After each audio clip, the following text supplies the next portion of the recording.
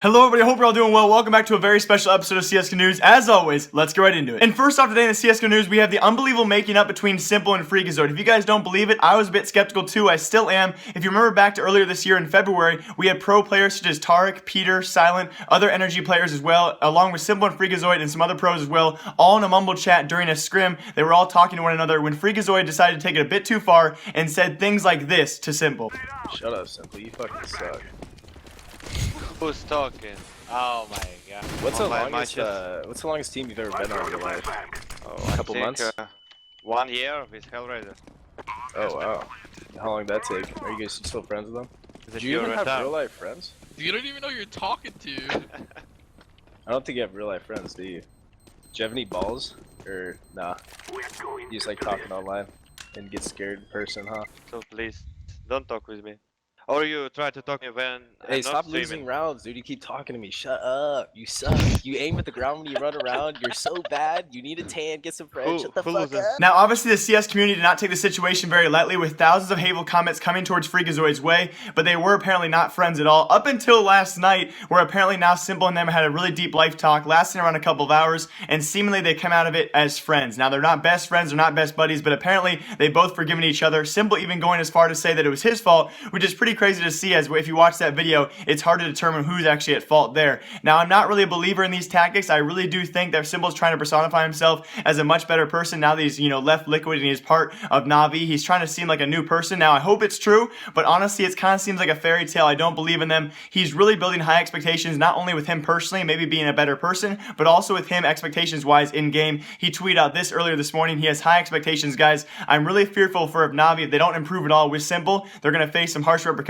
for all of this. But hopefully the situation is resolved, and I'm glad that fREAKAZOiD and s1mple are now apparently friends. And also announced yesterday is the building of a brand new eSports arena in Oakland, California. There is already one there in Santa Ana, California, and what's important here is a small but consistent growth for the competitive eSports scene that we've seen this last year or so. I'm sure a lot of you guys are aware of this, but this isn't some arena for a professional sport like basketball or football. This is a professional arena for competitive gamers only, and it's one of many being worked on around the world as we speak right now, but being funded now largely by the Chinese CSGO scene, which I will surely talk about in future episodes, guys. The Chinese investment scene now getting into CSGO scene is really heavily underrated right now. So I'm going to talk about that in future episodes. But along with the help of these two right here, we have Tyler and Paul, who are the founder of a company called Games Arena, who now have, after this arena is actually built, they will have two in California. Like I told you guys before, they will now have one in Southern California and one in Northern California once the Oakland one is actually built. And plan on having them rival one another and also weekly events throughout these arenas. It's a super cool thing, but more importantly, like I said before, the combination of these Chinese investors in the CSGO scene call themselves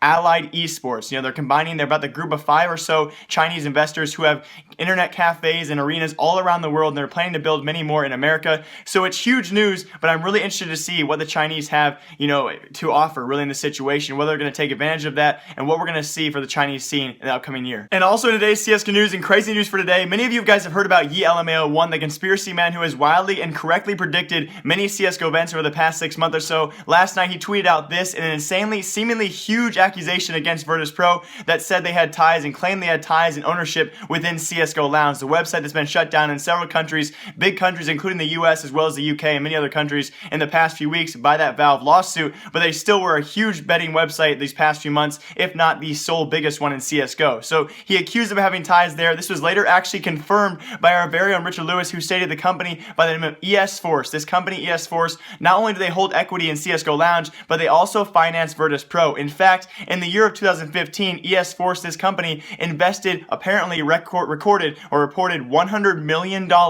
into Virtus.pro and its daughter companies. Now, we're not really sure who these daughters are in the article it states here, but it seems like a shockingly high amount to invest in a single CSGO team, so you have to wonder. In fact, actually, if you have $100 million, you could nearly buy 100 Tier 1 professional CSGO teams. They invested $100 million into just one. So you have to wonder, the big question now, obviously Richard Lewis is diving deeper into this than we can, and hopefully he'll have more information for us in the next week or so, but the real question is now, where did the rest of that money go? What was it invested in? And what did it possibly buy? Or what websites did it possibly buy? So really big news here. And in very big gambling news, Valve has continued its hunt and onslaught of gambling and betting websites around the world, even those that are not exactly tied or exclusively tied to CSGO. Now, a company by the name of Fanobet, a place where you can actually go to gamble and bet on just about every single esport there is in the world, but they also use a Steam option where you get cash in and cash out through Steam, and that was why reportedly just a few days ago, Valve began shutting down most of their Steam bots for Fanobets. Now, the company is also giving everyone, they've announced, they're giving everyone until the 18th of August to withdraw their skins into a Steam cash option before that cash out option or withdraw option is taken away altogether. Now, this is absolutely crazy because many of you guys know those cease and desist letters that were actually sent out to majority of the gambling websites out there, CSGO related, ended August 1st or the end of July. Now, this is obviously 2 weeks later than that, and we still have Valve hunting down other gambling websites and other esports gambling websites using their Steam bots. So congrats to Valve. Obviously, they probably have to end up, probably had to live up to this during their lawsuit because of this, but either way, they're doing a very good job. Now, unfortunately, I'm a big fan of these betting websites where you can actually bet on CSGO games. I don't find that to be a bad side of things, but they've done a really good job of shutting down all gambling and betting websites, and unfortunately, they're doing a great job of that. And finally, in today's news, it being Flusha's birthday. Happy birthday, Flusha. Congrats, man. I thought there would be no better day than today to show Flusha's very latest leaked information on stream. Will you play in this? Be playing in the Sweden live? Can someone boost? Yeah, I'll be playing for Sweden. Mot me, Carlos. TWs. Alright. I can... And if you guys did not catch that, on his very own stream, Flusha revealed that he will be representing Sweden during the TWC, that is otherwise known as the World Championships, coming up soon, and more on this will be released tomorrow as slowly but surely the World Championships are revealing all of their rosters for all of their countries. There are countless countries being, participating in the World Championships, and I cannot wait to announce all of those for you guys in an upcoming episode, probably later this week. So Flusha will represent Sweden, and that's going to do it for today's episode of CSGO News. Very importantly, guys, I do have a new sponsor by the name of Gitcoin. It's a great place to go if you guys watch Twitch live streams and you want to make a little money in your pocket to actually cash out into CSGO skins. All you have to do is watch live streams like you usually do and fill out surveys while you do it. It's a great sponsor. Thank you to them for sponsoring this video and the next two videos of mine as well. It's a great way if you guys ever AFK watch Twitch live streams and you want to make some CSGO skins for doing that. I think you guys should check it out. If you don't like it, feel free not to, but the link's down below. Thank you to them for the great sponsorship. As always, guys, live, love, laugh a lot. I really enjoy making these last few episodes of CSGO News. I hope you guys all enjoy it. Remember, like you, I'll see you guys all tomorrow with another episode of CSGO News. Remember, I like you. You know what's coming. Goodbye!